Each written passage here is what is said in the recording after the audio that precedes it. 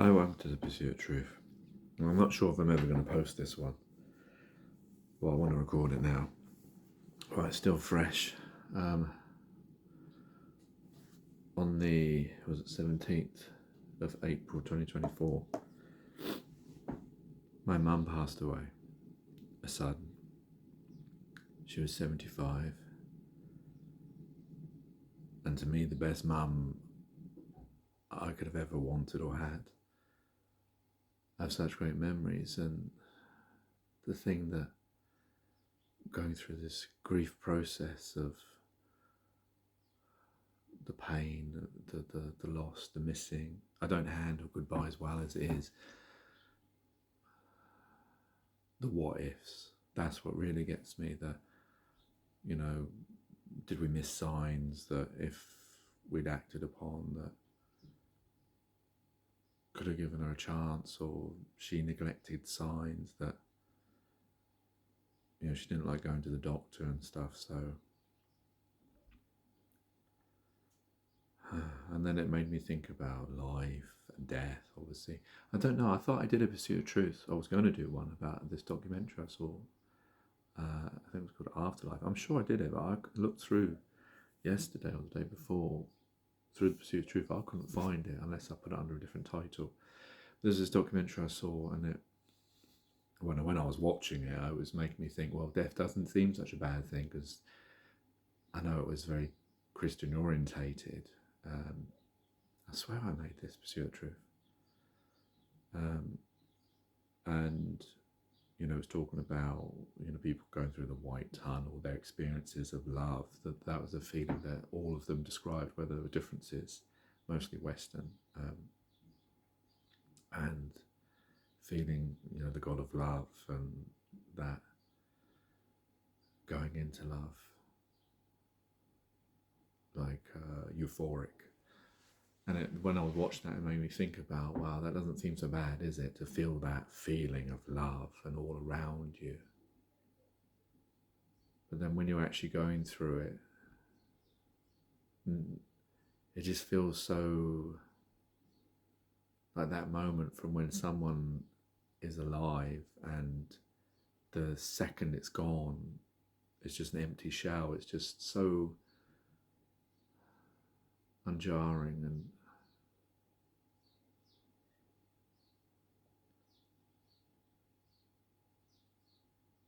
it just makes you reflect also on your life. And seeing my dad, who, this is the woman since 19, and now he's 74, spent 55 years with, married, and to see him wanting to say see you later, and cry, which I hadn't seen him do very much, and that love. And now he has to go home and live in the place that him and mum spent all that time together, all those memories. Everything is mum and dad in that house. Is the fear that I've often talked about. It's what I fear with me and my wife, and that's what also made me reflect on that, how it would be. I mean, life is such a beauty, but the death part of it is so painful and difficult. I mean, losses and goodbyes are so difficult. Even if you do think of there being an afterlife, I mean, if there isn't, then that's it. And that's probably even worse, and that's probably why people do believe in an afterlife, because at least it gives people a hope of seeing people again, or that life carrying on. And obviously science-wise, energy has to somehow go somewhere. I don't know, it's just, I just feel so numb, and so like going through all the memories. I wasn't there when it happened, going through my dad's description of what happened, of how mum was just suddenly moved and then just stopped.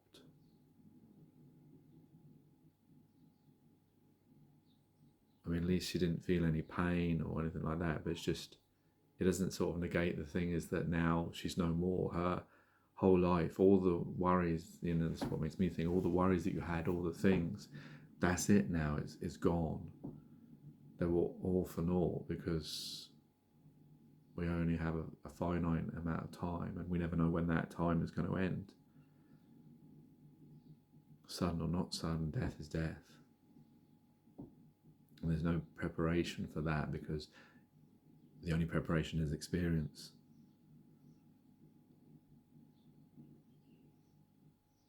Just to think that I can never speak to her or hold her, or the last kiss was her cold forehead. Not knowing if, when she was a little bit unwell, sleeping and tired, whether she thought about, was this the end now? I mean, I know when I get like little pains in my heart, I think, oh my God, is this going to be my heart attack? Please, God, don't let it be a heart attack. Please let it just be a rib pain and let it go away. But there'll be one day where that prayer won't be answered, because it will be my time. There's nothing I can do about that. I'll go through that pain and be thinking about, I'm not going to see my wife, my children, my family.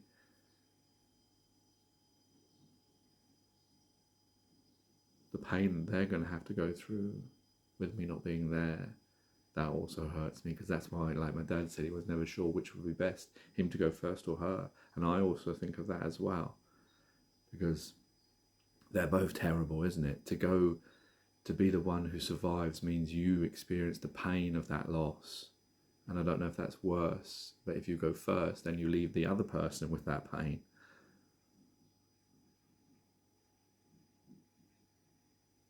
Somehow I think it's better to be the one that survives, because the pain of loss is worse than, because we all have to die. That's the thing. That's the thing that we seem to ignore a lot and don't talk about. And maybe if we did, this wouldn't feel such a bad process, because it's something like being born and eating and dying is just one of those things that we all have to do. We can never be here forever, and that's why why I talk on the Pursuit of Truth about the way we live should be based on that we should be cherishing and that, and using all the resources and the free things that we have to be able to make a better world, that we don't, for all of those individuals. But then I was just thinking of Mum, like this said, like when she wasn't able to go upstairs, she would watch repeats, catch up on the computer. I can't believe my mum using the computer. Just watching those things and thinking about this was that enough for her? Was she happy? This was the existence she chose. But we're all framed within boxes that are not really of our choice. So I don't know, it makes me think about that, and what would she feel about, she never really talked about these kinds of things. What does she feel about, when she's no more, when leaving us behind and all that kind of thing? I don't know. The thing is, you think of all these what ifs and all these scenarios and repeating in your mind, but it just brings you more pain, because there's nothing you can really do about it, because I keep forgetting, not forgetting, but it's like you keep remembering. You remember that, oh, she's no more, and it was real. And that is just, I remember when my cat Tom died, that's the feeling I had, of that I wanted to somehow go back. I wanted to somehow rewind time as if it was possible, but it wasn't. I remember that. That's probably why I do have this feeling when someone dies or when something ends. I really have that feeling of loss so much, and it consumes me. And it probably stems from that cat, Tom, our first cat, I think he was 17, when he had to be put down because his kidneys were failing. And just that loss of seeing him, my dad knowing he was taking him to the vet to do that, and because he wasn't walking anymore, he was ill, and just saying goodbye. And then my dad coming back with the dead Tom. I don't remember if he came back with the dead Tom. I don't even remember that part, but obviously he didn't come back, and that's what I mean. There's wanting to rewind and go back, but you can't do that with life like you can on TV. And that's the thing that gets you about the moment. When the moment passes, like I always say, that you can't undo something. Once it's done, and you have to live with it. And that's the problem with life and death, is that you don't know when it's going to be. Sometimes, and I don't know whether this is lucky or not, it's not really lucky, but when someone has a prognosis of, they're going to die in a year or 6 months or a few weeks, I don't know if that's any better, to be honest. But at least you have a knowledge of it. But still, you have to go through the same process of, maybe it's a more drawn out one because you're seeing someone suffer. And I don't know if that's worse. I suppose that's worse, isn't it? Well, it's worse for the individual. Seeing things, sometimes we're selfish because we think we want this person to stay as long as possible. But, like I think with Mum, maybe we could have, she could have had something done and she would have lived longer, or maybe she would have suffered in a hospital which she wouldn't have liked, or suffered some disease that would take a long time. So at least this way it was unbeknown to her and quick and painless. I just remember in my bed every night I used to pray for them to live it forever, and know that I personally feel, this is the first close death, like Mum or Dad. Obviously uncles and granddads and grandmas are passed, but this one I feel so much.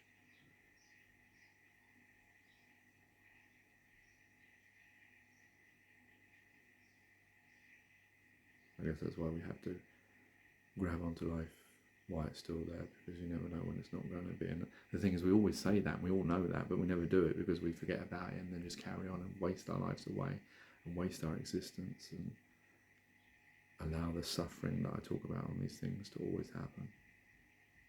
Anyway, I just wanted to talk about my mum, and maybe my kids, when they're older, they see this, and then when it happens to me or their mum, then they'll have this to watch back and think, not to worry about it, because I thought about that myself as my kids. If it was the same scenario, I wouldn't want them to be worrying and having this extra pain, because there's nothing that can be done about it anyway. It's done now, and if it was done peacefully and you had a longish life, then that's more than anyone could really dream or hope for. Take care, take it easy, the rest, and peace.